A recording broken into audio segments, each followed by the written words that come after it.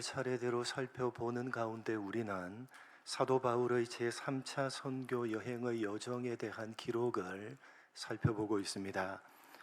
제3차 선교 여행을 마무리하면서 바울은 성령의 인도하심 가운데 예루살렘으로 가기로 계획을 세웠습니다.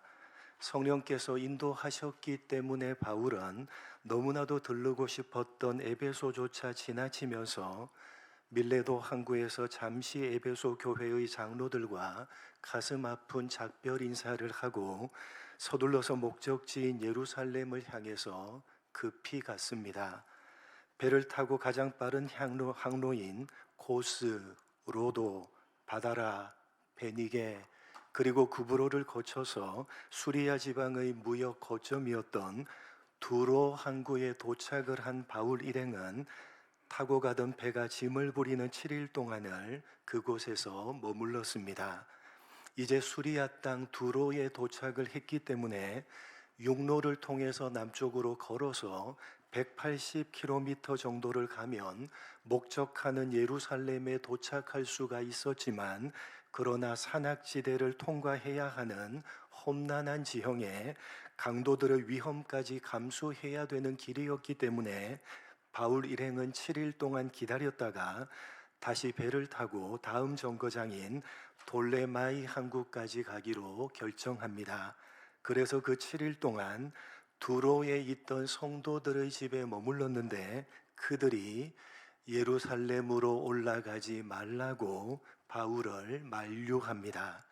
그러나 그러한 만류를 뿌리치고 바울은 다시 배를 타고 돌레마이까지 가서 육로로 가이사라에 이르렀고, 그곳에 살고 있던 빌립 집사의 집에 머물게 되는데, 또다시 그 집의 딸들과 아가보 선지자가 예루살렘으로 가면 안 된다고 바울을 만류합니다. 심지어는 선교의 모든 여정을 바울과 함께 하고 있던 일행들마저도 합세해서 예루살렘으로 가지 말라고 만류를 했지만, 바울은 그러한 모든 만류를 뒤로 한 채 예루살렘으로 올라갑니다.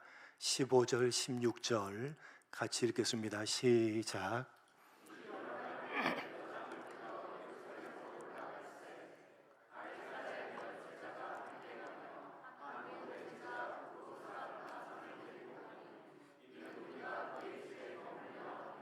모든 사람들의 만류를 뿌리친 바울은 여장을 꾸리고 가이사라의 몇 제자들 그리고 예루살렘에서 마중을 나온 구브로 사람 나손을 데리고 예루살렘으로 올라갑니다. 여기 여장을 꾸려 라고 번역된 헬라어 원어인 에피스케우아사 메노이라고 하는 단어는 전투를 위해서 무장을 하다, 출정을 위해서 모든 장비를 완벽하게 갖추다 라는 군사적인 의미를 내포하고 있습니다. 그러니까 예루살렘으로 가게 되면 환난과 핍박이 자신을 기다리고 있다는 것을 바울은 알고 있었고, 그런 이유 때문에 모든 사람들이 자신을 만류하고 있다는 사실 또한 잘 알고 있었지만, 그럼에도 바울은 마치 전투에 참전하는 군인과 같은 마음으로 완벽하게 무장을 하고 죽음을 각오하면서 예루살렘으로 올라갔던 것입니다.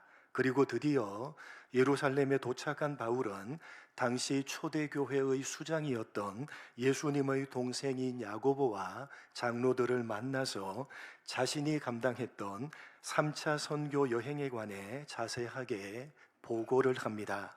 자신의 사역을 통해서 하나님께서 이방인들 가운데 어떤 일을 행하셨는지를 자세하게 설명을 하자 야고보와 장로들은 하나님께 영광을 돌리는데, 그러면서 야고보는 바울에게 한 가지 요구를 합니다. 어떤 요구냐? 본문 20절로 24절을 다시 보겠습니다. 야고보는 한 가지 요구를 바울에게 합니다. 어떤 요구냐? 한 절씩 교독합니다. 그들이 듣고 하나님께 영광을 돌리고 바울들어 이르되, 형제여 그대도 보는 바에 유대인 중에 믿는 자 수만 명이 있으니 다 율법의 열성을 가진 자라.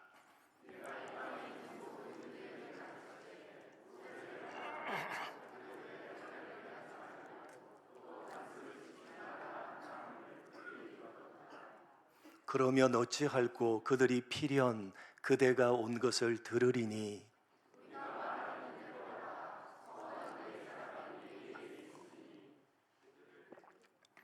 같이 읽겠습니다.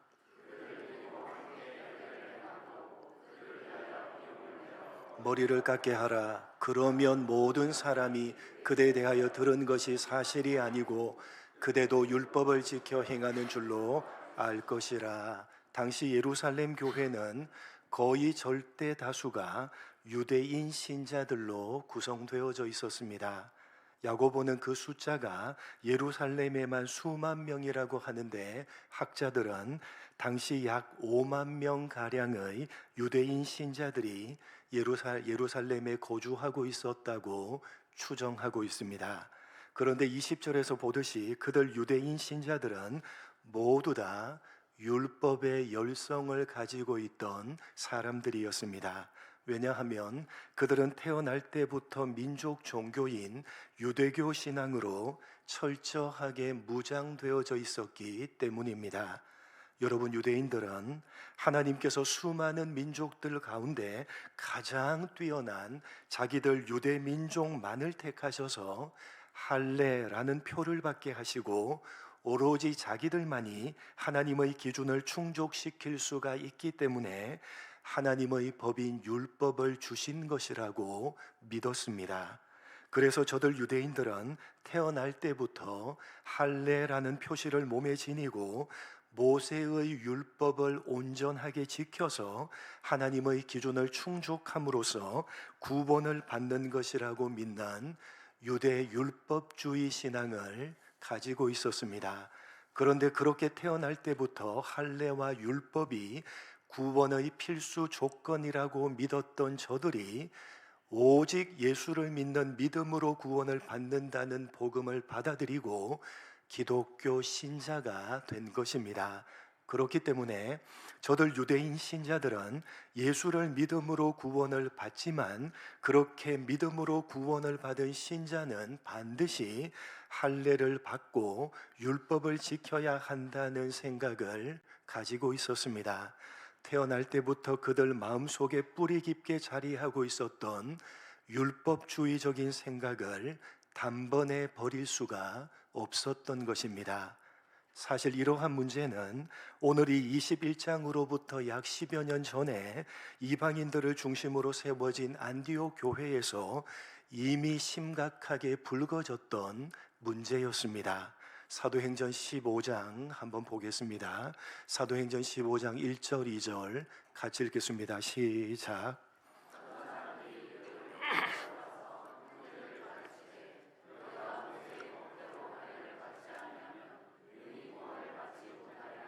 같이 읽겠습니다.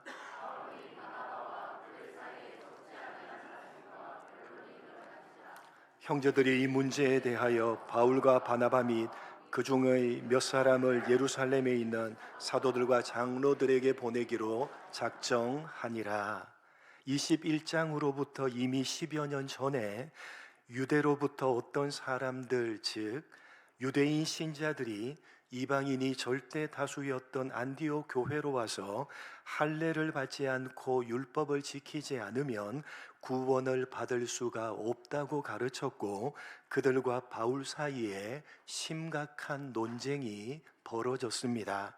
그래서 안디옥 교회는 바울과 바나바를 대표로 보내서 이러한 할례와 율법의 문제에 대해서 예루살렘에 있는 사도들에게 문의를 했는데, 그때 예루살렘 교회는 오직 주 예수를 믿는 믿음으로 구원을 받는다고 확정했고, 수장이었던 야고보는 공식적으로 선포하면서 다만 우상의 더러운 것과 음행을 멀리하고 목매어 죽인 것과 피를 멀리하라고 권면을 했습니다. 그렇게 이미 10여 년 전에 예루살렘 회의에서 공식적으로 선포를 했음에도 불구하고 오늘 21장 당시에 예루살렘에 있던 많은 유대인 신자들은 오직 예수를 믿는 믿음으로 구원을 받는다는 기독교 신앙을 가지고 있었지만, 그럼에도 믿음으로 구원을 받은 사람은 율법을 반드시 지켜야 한다는 태어날 때부터 뿌리 깊게 자리하고 있었던 율법주의적인 생각을 여전히 버리지 못하고 있었던 것입니다. 그런데 바울은 그동안 3차에 걸쳐 이방 지역에 있는 유대교 회당을 중심으로 복음을 전하면서 그곳에 있던 유대인들과 논쟁을 벌였는데 그 논쟁의 주요 쟁점은 바로 율법이었습니다. 바울은 율법이 아니라 오직 예수를 믿음으로 구원을 받는다고 전파했고, 그 소문이 멀리 예루살렘에 있는 유대인 기독교 신자들의 귀에까지 들려왔는데, 그가 모세를 배반하고 할례를 행하지도 말고 율법도 지키지 말라고 가르치고 있다고 들려왔던 것입니다. 사실 바울은 할례를 행하지 말고 율법을 지키지 말라고 가르친 적이 없었습니다. 다만 오직 예수를 믿는 믿음으로만 구원을 받는다라고 가르치면서 율법으로 구원을 받는 것이 아니라고 강조하다 보니까 그 소문이 와전되어서 예루살렘에 전해졌기 때문에 유대인 신자들이 바울에 대해서 악한 감정을 가지게 되었던 것입니다. 그래서 오늘 본문의 야고보가 바울에게 한 가지 요구를 한 것입니다. 어떤 요구입니까? 그때 예루살렘 교회에 나실인의 서원을 한 4사람이 있었는데, 바울이 그들을 데리고 율법을 따라서 함께 몸을 정결하게 씻는 예식인 결례를 행하고 그들이 머리 깎는 비용을 대신 부담해 주라는 요구입니다. 그렇게 해서 율법의 열성이 있는 모든 유대인 신자들이 자신들이 들었던 소문은 사실이 아니고 바울 역시 자신들과 같이 율법을 지켜 행하는 줄을 알고 저들이 가지고 있었던 악한 감정을 해소시켜 달라는 것입니다. 그러면서 야고보는 25절 이하에 주를 믿는 이방인에게는 이미 10여 년 전에 15장에서 결의한 대로 우상의 제물과 음행을 멀리하고 목매달아 죽인 것과 피를 멀리하라는 권면을 담아서 편지를 보냈다고 말씀합니다. 이방인 신자들에게는 할례와 율법이 아니라 오직 예수를 믿는 믿음으로 구원을 받는 것이라고 공식적으로 통보를 했기 때문에 염려하지 말고 다만 유대인 신자들이 가지고 있는 적대적인 감정을 풀어줬으면 좋겠다고 바울에게 요구를 했던 것입니다. 그러자 바울은 그러한 야고보의 요구를 받아들여서 서원한 4명과 함께 율법의 가르침을 따라서 결례를 행하고 그 기간이 만기된 것을 신고합니다. 여러분, 3차 선교 여행을 마치고 드디어 예루살렘으로 들어간 바울에게 일어났던 첫 번째 사건으로 성경이 기록하고 있는 야고보의 요구와 그 요구를 그대로 수용해서 따르고 있는 이 바울의 모습에서 우리는 성숙하고 실력 있는 신앙인의 모습이 어떠해야 하는지를 교훈받게 됩니다. 여러분, 야고보가 한 요구는 사실 바울의 입장에서 보면 그 요구를 거절하고 수용하지 않아도 전혀 문제가 없는 것이었습니다.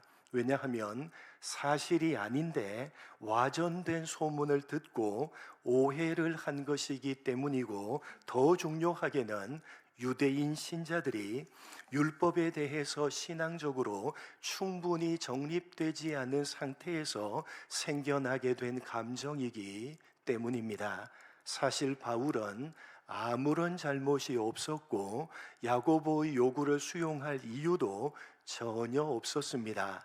그는 율법으로 구원을 받는 것이 아니라 오직 예수를 믿는 믿음으로 구원을 받는다는 기독교의 핵심 진리를 충실하게 전했고, 율법에 대해서도 신앙적으로 바르게 정립하고 있었습니다. 오히려 잘못은 와전된 소식을 듣고 오해하며 율법에 대해서 충분히 정립되지 않은 초보적인 신앙을 가지고 판단해서 나쁜 감정을 품었던 유대인 신자들에게 잘못이 있었습니다.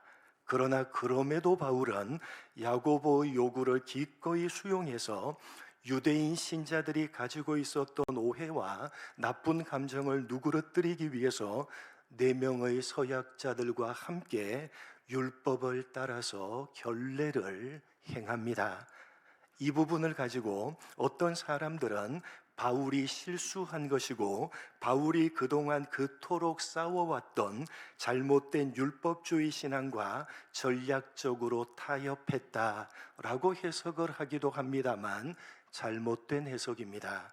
여러분, 대표적으로 갈라디아서를 보면 바울은 율법주의 신앙을 가리켜서 다른 복음이다, 저주를 받을지어다 라고 하면서 신랄하게 비판하고 공격했습니다. 그러나 오늘 본문에 나오는 초대 예루살렘 교회에 속한 유대인 신자들이 가지고 있었던 신앙은 그동안 바울이 신랄하게 비판하고 공격했던 다른 복음이 결코 아닙니다. 여러분, 바울이 다른 복음이라고 비판하고 공격했던 율법주의 신앙은 예수를 믿는 것만으로는 부족하고 율법도 지켜야지만 구원을 받는다는 신앙입니다. 그러나 초대 예루살렘 교회에 속해 있던 유대인 신자들이 가지고 있었던 신앙은 오직 예수를 믿음으로 구원을 받는다는 참된 복음에 기초한 올바른 신앙이었습니다. 다만 그들이 태어나면서부터 몸과 마음에 배어져 있던 율법에 대해서 신앙적으로 제대로 정립을 하지 못하고 있었기 때문에 오해하고 나쁜 감정을 가졌던 것입니다. 그래서 바울은 야고보의 요구를 수용해서 미숙한 신앙을 가지고 오해하고 나쁜 감정을 가지고 있는 저들을 위해서 율법을 따라서 행했던 것입니다. 신앙을 타협했던 것이 아니라 미숙하고 초보적인 신앙을 가지고 있는 사람들을 위해서 그 신앙적인 눈높이를 맞추어 준 것입니다. 무슨 말인지 이해를 돕기 위해서 고린도전서 8장 4절로 6절을 보겠습니다. 이해를 돕기 위해서 한 절씩 교독합니다. 그러므로 우상의 제물을 먹는 일에 대하여는 우리가 우상은 세상에 아무것도 아니며 또한 하나님은 한 분밖에 없는 줄 아노라.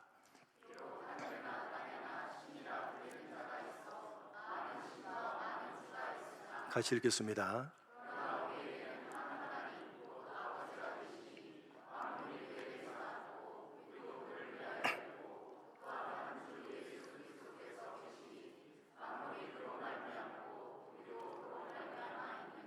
1세기 당시의 로마 제국은 대부분의 고기를 먼저 신전에 바친 이후에 시중에 유통을 했습니다.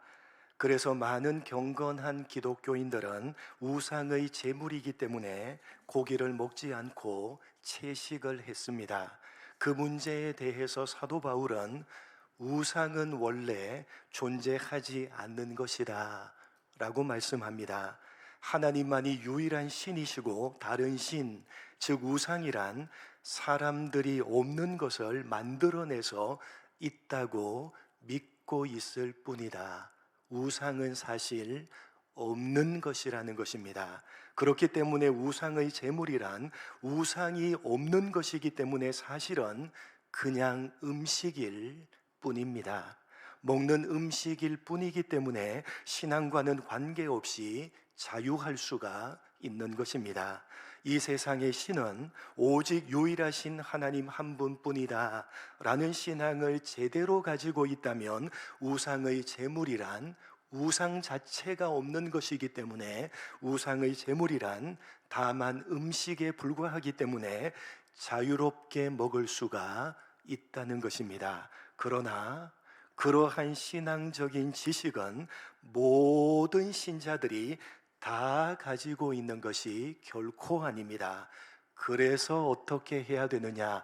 자유할 수 있지만, 먹을 수 있지만 우상은 없는 거기 때문에 우상의 제물이라는 것도 성립하지 않는 것이기 때문에 다만 음식이기 때문에 먹을 수가 있지만, 그러나 그런 지식을 모든 신자들이 다 가지고 있는 것이 아니기 때문에 어떻게 해야 되느냐? 이어지는 8장 9절로 13절에 이렇게 되어져 있습니다. 한 절씩 교독합니다. 그런즉 너희의 자유가 믿음이 약한 자에게 걸려 넘어지게 하는 것이 되지 않도록 조심하라.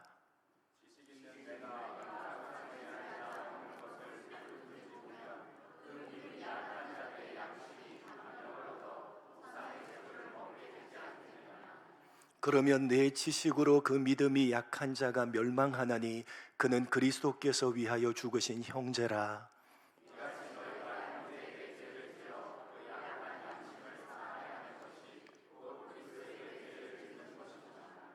그러므로 만일 음식이 내 형제를 실족하게 한다면 나는 영원히 고기를 먹지 아니하여 내 형제를 실족하지 않게 하리라. 우상은 존재하지 않는 것이기 때문에 우상의 제물 또한 사실은 단지 먹는 음식일 뿐입니다. 그러나 기독교 신앙을 가지고 있는 사람들 중에는 우상은 하나님 이외에 다른 신이기 때문에 그 제물을 먹으면 절대로 안 된다, 우상 숭배다 라고 생각하는 사람들이 있기 마련입니다. 여러분, 저 산을 등산할 때 여러분 등산을 해보셨죠? 저 산을 등산해서 올라가다 보면 가장 풍광이 좋은 자리에 언제나 무엇이 자리하고 있습니까?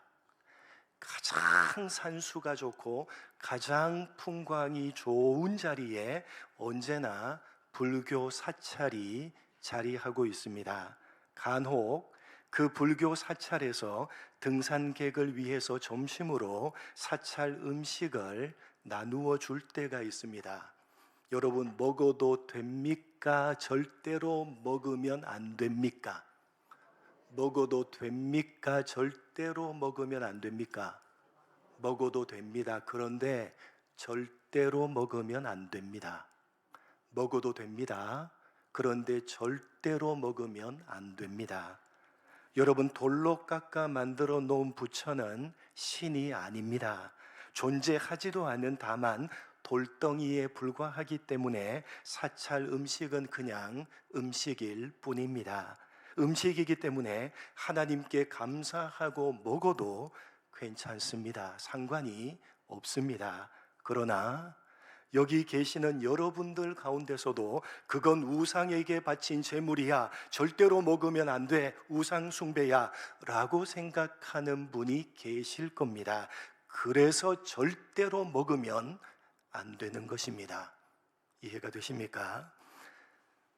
사실 음식이니까 충분히 먹을 수가 있지만 우상의 제물은 절대로 먹어서는 안 돼 라고 생각하고 있는 단 한 사람이라도 그 신앙의 상처를 받고 실족하게 된다면 내가 먹을 수 있더라도, 음식이기 때문에 내가 먹을 수 있더라도 절제하고 절대로 먹지 않아야 된다는 것입니다. 그것이 신앙입니다. 내가 옳고 내가 정당하고 할 수 있다고 해서 마음대로 해버리면 그것은 다른 사람에게 상처를 주고 실족시키는 죄를 짓는 것이고, 그렇게 형제를 실족시키는 것은 곧 주님께 죄를 짓는 것이 되는 것입니다. 그래서 사도 바울은 고기는 그냥 음식이기 때문에 자신은 충분히 고기를 먹을 수가 있지만 혹시 그런 자기 때문에 절대로 먹으면 안 된다라고 생각하고 있는 사람이 그 신앙의 상처를 받고 그 신앙의 방해를 받는다면 나는 영원히 고기를 먹지 않겠다라고 고백을 하는 것입니다. 나의 옳음과 나의 정당함과 나의 자유함이 다른 사람의 신앙에 상처를 주고 실족시킨다면 절대로 하지 말아야 된다는 것입니다. 그것이 올바른 신앙이요, 성숙한 신앙이고 실력 있는 신앙이며 오늘 야고보가 하고 있는 요구를 바울이 수용해서 그대로 따르고 있는 이유인 것입니다. 사실관계를 따지자면 바울은 잘못이 없습니다.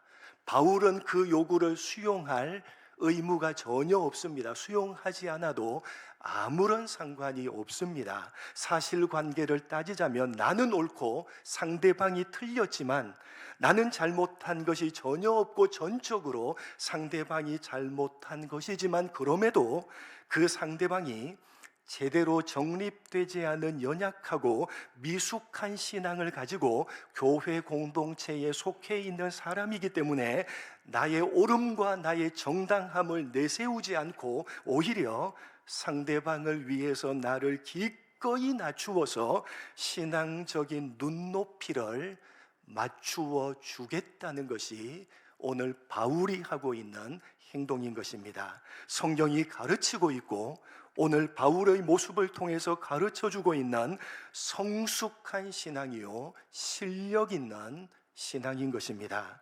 여러분, 바울은 예루살렘으로 들어오기 바로 직전에 여장을 꾸리면서 마치 전투에 참전하는 군인과 같은 마음으로 신앙적으로 철저하게 무장을 하고 죽음을 각오하고 예루살렘으로 들어왔고, 그렇게 신앙적으로 철저하게 무장을 하고 죽음을 각오하고 예루살렘으로 들어왔을 때 만났던 그 제일 첫 번째 사건으로 성경이 오늘 본문의 사건을 기록하고 있다는 사실을 명심하시기 바랍니다. 무슨 이야기를 하고 싶은 것입니까?